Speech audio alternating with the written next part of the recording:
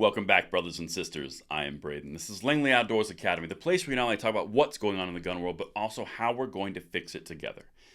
Now, the content that we're going to discuss today is something that we knew was coming. Colorado was going to be an offensive point on gun control for the Democrats, and they have not disappointed because some new stuff is starting to leak out.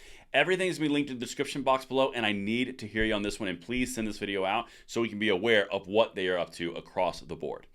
And if you are a new or returning viewer, we would love to have you like the video, subscribe to the channel, and hit that notification bell because we need as many people in the fold as we possibly can to spread the positive news of the 2A nationwide and make a difference to pass it on to the next generation.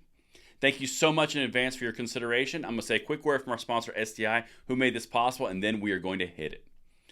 Now, I know a lot of you out there like to modify and upgrade your own guns. And if you're looking to turn a hobby into a career, Sonoran Desert Institute can help. Their online programs cover everything from gunsmithing, ballistics, woodworking and finishes, shooting sports management, and more. Plus, all the tools and materials are shipped directly to your door. There's never been a better time to turn a hobby into a career, so what are you waiting for? There's a link down there below, and thank you so much to SDI for making this content possible. But my brothers and sisters, as I mentioned in the introduction, we've got to focus on Colorado right now. We knew early on there would be a couple of states that were going to be offense points for gun controllers nationwide. One of them was Michigan, which we talked about earlier this week, and one of them is Colorado. What I'm going to show you right now is what they're pushing for in Colorado. But keep in mind, as I lay this out, there is a weak spot. There's a vulnerability in the armor here, and we're going to hit it. I'm going to show you what needs to happen in Colorado and nationwide. So this is from the article from Axios. Colorado Democrats press for tougher gun laws after Club Q shooting. Of course they are. We knew this was going to happen. This is something they want to do. And they have greater Democratic majorities in Colorado, just like they do in Michigan, because blue states got bluer and red states got redder. Check this out. Here's the short list coming up in a second. One of the top priorities for the Democratic majority at the state capitol this year is one of Colorado's most controversial issues, tightening gun regulations. Now, this is important. It's one of the most controversial topics. There is vulnerability here. All right, let's keep going and we'll walk you through it.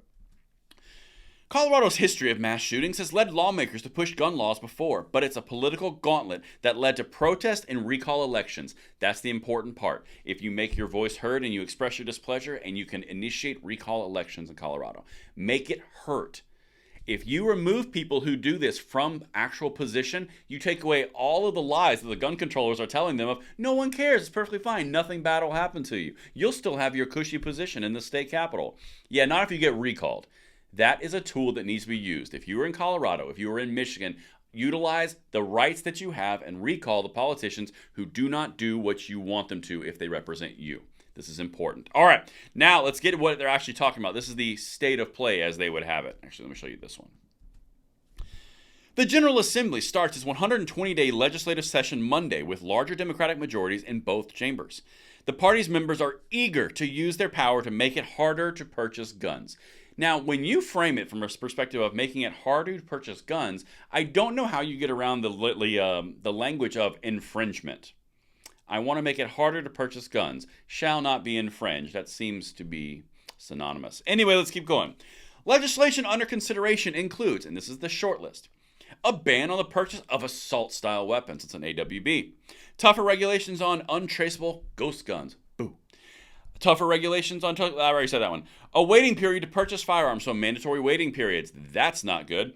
Increasing the minimum age from 18 to 21 to buy rifles or shotguns, so that's increasing the actual age of purchase. And the other one right here, in response to the Club Q shooting, lawmakers are also looking to at updates to the state's red flag law, which would expand who can petition a judge for the seizure of a person's weapons. So they want to ban assault weapons, they want to ban ghost guns, they want to increase the age limits, they want to expand red flag laws. All of these things are the checklist of gun controllers nationally, and they're going after it in Colorado. All right. Now, here's the important piece, and this is where you can actually make a difference because we are about what we're going to do on this channel. In Colorado, a potential obstacle for an assault weapons ban is Governor Jared Polis, who has opposed such a policy in the past. And in November, he refused to endorse President Biden's call for a ban.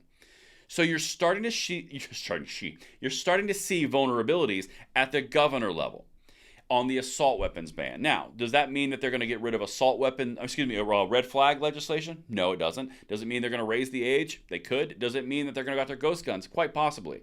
But understand, if there's vulnerabilities and there's hesitation at the governor level, there's also vulnerabilities and hesitation at the state representative level.